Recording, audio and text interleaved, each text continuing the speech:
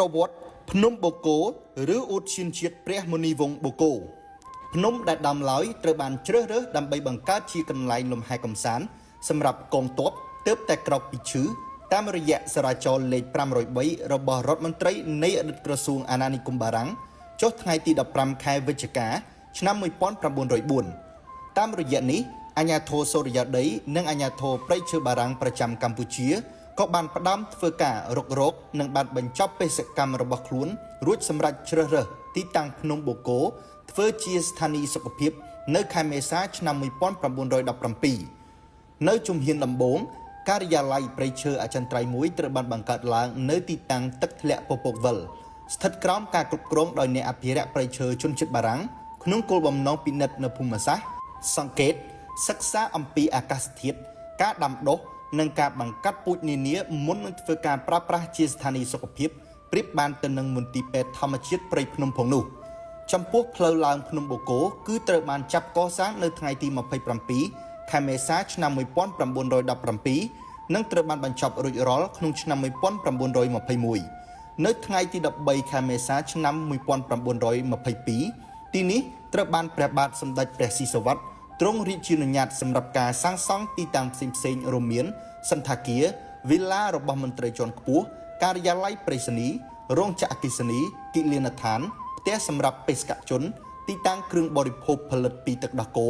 សួនបន្លែនិងវត្តសំពៅ5ដែលទីតាំងភាគច្រើនត្រូវបានកសាងរួចក្នុងឆ្នាំ1924និងត្រូវបានសម្ពោធដាក់ឲ្យប្រើប្រាស់នៅថ្ងៃទិវានៃក្តីស្រឡាញ់ក្នុងឆ្នាំ1925លុះក្នុងឆ្នាំ1936ការសាងសង់ព្រះរាជដំណាក់របស់ព្រះបាទសម្ដេចស៊ីសុវត្ថិមុនីវង្សឬព្រះរាជដំណាក់ស្លាខ្មៅក៏ត្រូវបានចាប់ផ្ដើមបន្តដល់សម័យសង្គ្រាមលោកលើកទី2ក្នុងខែកុម្ភៈឆ្នាំ1945ភ្នំបូកូបានស្ថិតក្រោមការចូលកាន់កាប់ពីសំណាក់កងទ័ពជប៉ុនដោយទីកន្លែងដូចជាសន្តាគារត្រូវបានបដូរមុខងារទៅជាមន្ទីរពេទ្យហើយចាប់ពីឆ្នាំ1946ប្រព័ន្ធទឹកនិងភ្លើងនៅលើភ្នំគឺពុំមានទៀតនោះឡើយដោយទីតាំងសំខាន់ៗដូចជាព្រះរាជដំណាក់និងសន្តាគារក៏ត្រូវបានបំផ្លិចបំផ្លាញអស់ជាច្រើនជាហេតុធ្វើឲ្យភ្នំបូកូត្រូវបានបោះបង់ចោលអស់ជាច្រើនឆ្នាំ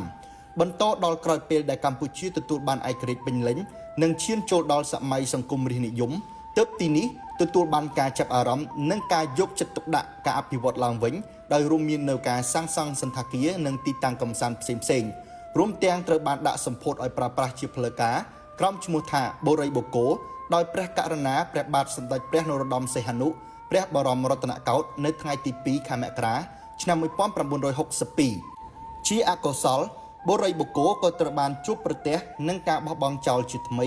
ក្រោយពីកម្ពុជាបានធ្លាក់ខ្លួនចូលក្នុងសង្គ្រាមស៊ីវិលត្បិតដោយសារលន់ នល់ធ្វើរដ្ឋប្រហារខុសច្បាប់ទម្លាក់ព្រះបាទសម្ដេចព្រះនរោត្តមសីហនុ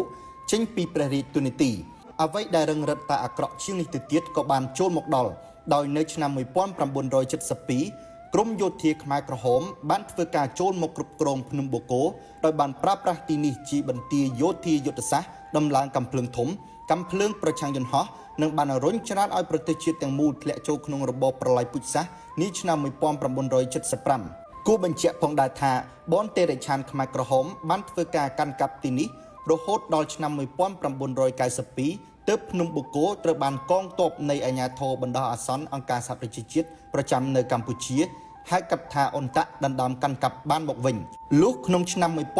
1993ភ្នំបូកូក៏ត្រូវបានព្រះបរមរតនកោដ្ឋឡាយព្រះហស្ថលេខាលើព្រះរាជក្រឹត្យដើម្បីបង្កើតជាឧទ្យានជាតិព្រះមុនីវង្សបូកូ